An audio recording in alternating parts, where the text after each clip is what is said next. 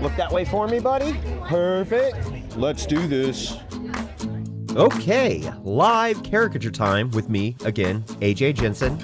This is where I share my thoughts, ideas, and experiences when drawing live caricatures. Now, this drawing is a perfect example of finding a plan, becoming too attached to it, and getting frustrated when you try to confine your creativity inside a box. Before I started recording, I had already done a light pre-sketch, and that pre-sketch laid the foundation for some of the ideas I found in his face. Kind of weird saying in his face, but whatever. I thought I had an okay plan, and plans are great until you stick too closely to them and start getting frustrated. But before we get into that, let's pause the video, and now we can get into the nitty-gritty details of the things I was thinking about when sketching these ideas. So first, when he sat down, I had no idea what I was going to do creatively. So I really had to focus in and come up with some ideas.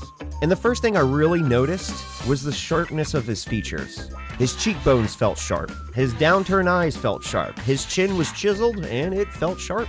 So I came up with the idea of making sure every line I created needed to feel angled. I wanted to avoid using too many curved or smooth lines because that softness just didn't feel like him. So what I typically do is break the head shape down into two sections and figure out which has more mass. And for this drawing, I broke it down into 3 zones: the forehead zone, the middle zone, and the bottom zone. And I wanted each zone to have a percentage attached to it. That way, when I sketched out the head shape idea, I knew which zones needed more or less space. And as I mentioned before, I still wanted the entire head shape to feel sharp. So I added all of those together and came up with this shape. Okay, let's get back to drawing. Now, when I'm inking this drawing, I'm still following the ideas from the pre-sketch, which is fine. That's what a pre-sketch is for. But maybe I was following it a little too closely. Being too attached to your pre-sketch can slow you down and end up making you frustrated whenever a line doesn't obey the original idea. So instead of enjoying the creativity of what is happening on the page, which is what I should be doing, I'm instead reacting with frustration because everything isn't staying completely confined to that pre-sketch. And here's a little secret. Filming a live caricature adds a whole new level of pressure to me. When I'm sitting around drawing on my own, I can make a bad line, change something, or completely start over, and nobody knows, except maybe, the people helping me film the video. But when the camera is recording a live caricature, suddenly every little decision feels 10 times more important. So during this process, I'm getting more and more frustrated while trying to force everything into place. So this beautiful moment happened. Shit. Yep, there it is. And that's just me being completely overwhelmed and forgetting my surroundings. I totally forgot there's people around. So looking at this now, I can see that I needed to be a little bit more laid back with the drawing process.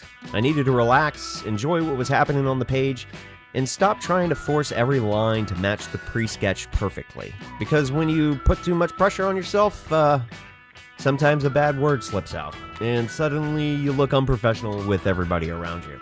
So yeah, a little embarrassing.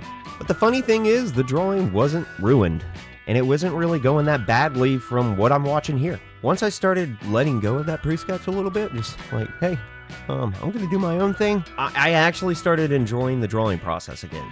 Okay, now we're moving on to coloring. For this drawing, I wanted to lean heavily into the cooler colors. I started using blues and purples throughout the shadows to balance out the warmer colors in the skin. And I also thought the cooler colors worked well with his 5 o'clock shadow. And again, while I was coloring, I wasn't thinking about the pre-sketch anymore. I wasn't comparing the final drawing to the original plan. I was just working with the drawing that was actually in front of me. So yeah, I think that's the biggest lesson out of all of this. Pre-sketches are useful, plans are useful, breaking the head shape in the zones is useful, that helped me a lot. Finding the visual language of someone's features is useful, but none of those things should become a box that traps you creatively. The pre-sketch should help you find the drawing. It shouldn't stop you from discovering a better one. So I'm all wrapped up here. Let's go ahead and watch his video reaction, which was okay. But here is his reaction. Laugh really hard. That's native down here.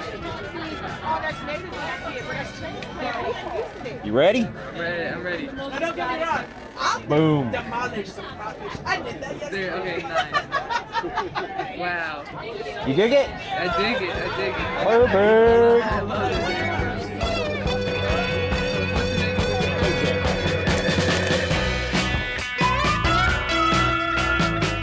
Now, if you guys enjoyed this video, go ahead and like it, subscribe, and as always, keep drawing.